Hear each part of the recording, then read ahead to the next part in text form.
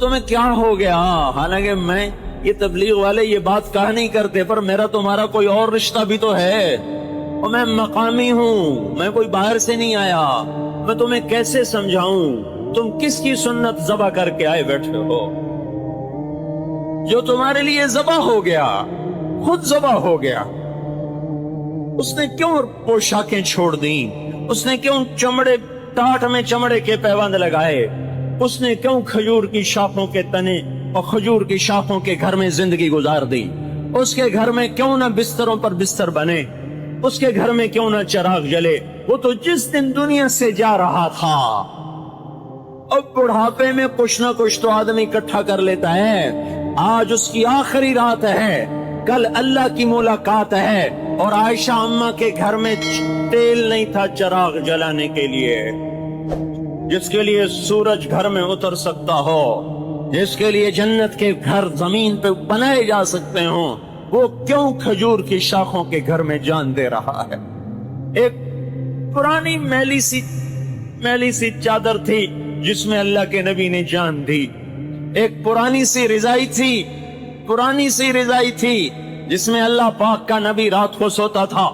حضرت عائشہ رضی اللہ عنہ سے انصاری عورت ملنے آئی، اس نے دیکھا پرانی رضائی میرے نبی کی، کہ یہ پرانی میں ابھی نئی بھیجتی ہوں۔ وہ گھر گئی اور ایک نئی رضائی لے کر آئی، اتنے میں ہمارے نبی آئے، دیکھا پھولدار رضائی، کہا عائشہ یہ کہاں سے آئی؟ کہا یا رسول اللہ انصاری عورت آئی تھی، اس نے آپ کی پرانی رضائی دیکھی، انہوں نے کہا میں نئی بھیجتی ہوں، یہ اس نے بھیجی ہے۔ آپ نے کہا عائشہ میں اس سے بہت کچھ زیادہ لے سکتا ہوں اپنے اللہ سے، جاؤ یہ اس کو واپس کر دو، یہ رضائی اور محمد ایک چھت میں نہیں جمع ہو سکتے۔ وہ لاڈلی بیوی تھی، ان کا نہیں یا رسول اللہ یہ بڑی اچھی لگ رہی مجھے، میں نہیں واپس کروں گی۔ کہا عائشہ یہ چھت مجھے اور اس رضائی کو کٹھے نہیں دیکھے گی، مجھے یہاں بٹھانا ہے تو رضائی باہر کر دو، میں اس سے زیادہ اللہ سے لے سکتا ہوں۔ لیکن میں نے ٹھکرا دیا، وہی پرانی رضائی لی اور وہ نئی رضائی واپس کر دی۔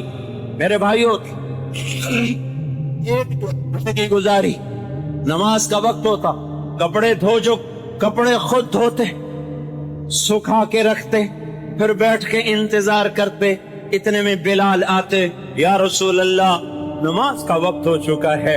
آپ فرماتے میرے پاس تو اور کپڑے کوئی نہیں ہے، میں کہاں سے نماز پڑھاؤں، میرے پاس تو کپڑے کوئی نہیں ہے، انتظار کرواؤ مجمع کو، میرے کپڑے سوکھیں گے، پہن کر آؤں گا، پھر نماز پڑھاؤں گا۔